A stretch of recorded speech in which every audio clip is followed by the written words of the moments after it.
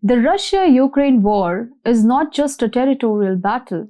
It is also a battle of mindset, ideologues, and eventually culture. Over history, there have been numerous instances where it has been seen that culture or ethnicity of a specific race or religion is attacked. One of the most significant ways is through the destruction of cultural heritage sites. Many warring parties deliberately target historic monuments, museums, libraries, and other cultural property, with the aim of erasing the memory and identity of their opponents. This has been the case throughout history, from the ancient destruction of the Library of Alexandria to the Taliban's destruction of the Buddhas of Bamiyan in 2001. Cut to 2022, Europe and Ukraine tried their best to do the same thing with Russian culture. However, out of the ashes of despair, there is always hope in the rising of a phoenix.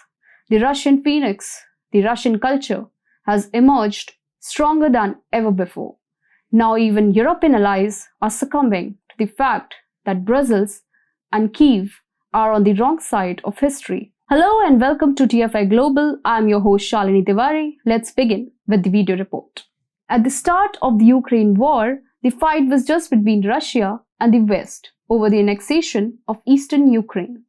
But sadly, the war devolved into a heinous battle of culture where Europe and Ukraine, with the approval of Grandmaster USA, declared an unwanted war on Russian culture too. Since August 2022, the momentum of attacking culture got the light speed. In Central and Eastern Europe, the removal or destruction of Soviet-era monuments started taking place on regular basis.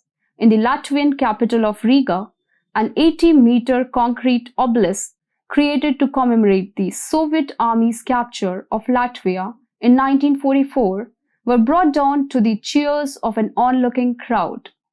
Similar incidents also took place in Poland, where Warsaw ordered the dismantling of 4 communist-era monuments as part of a renewed effort to emphasize its disapproval of Russia's invasion of Ukraine. Lithuania and Czech Republic also followed the list.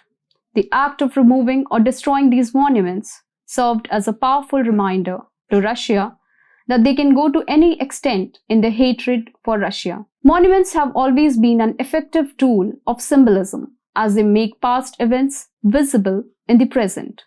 They define the heroes of history and establish a nation's identity. While originally intended to commemorate the liberation from Nazism, these monuments were also symbols of Soviet power and presence in Eastern Europe and of political and military occupation.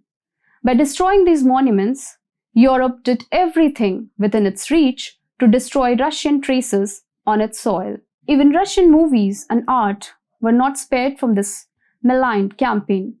The Stockholm International Film Festival responded to Russia's invasion of Ukraine by saying it will ban any film that received Russian state backing from its 2022 lineup. The boycott would remain in place as long as the current war goes on. From displaying Russian artworks in museums to following Russian culture and language, all was being viewed as a community stability threat in these nations. Several nations also demanded a breakaway from the Russian Orthodox Church.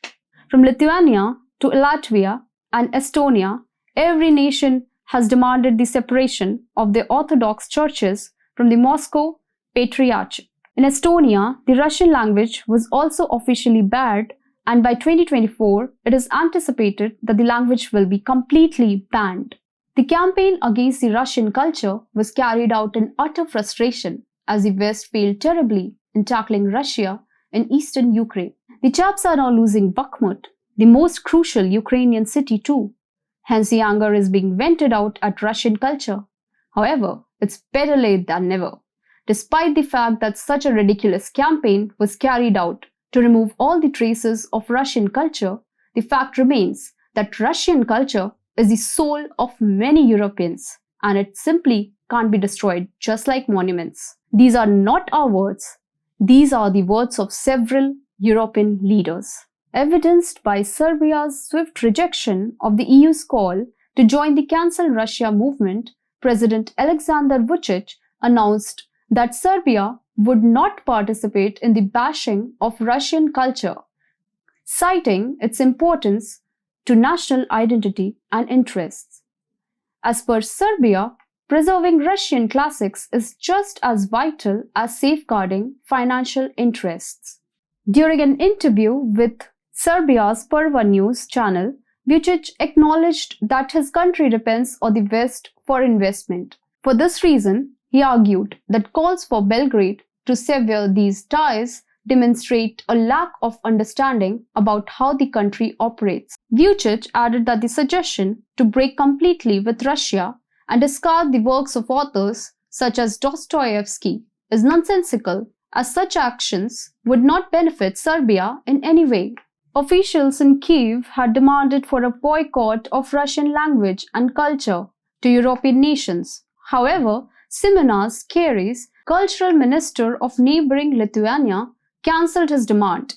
The minister argued that an outright ban on Russian culture would be authoritarian and has suggested a mental quarantine as an alternative.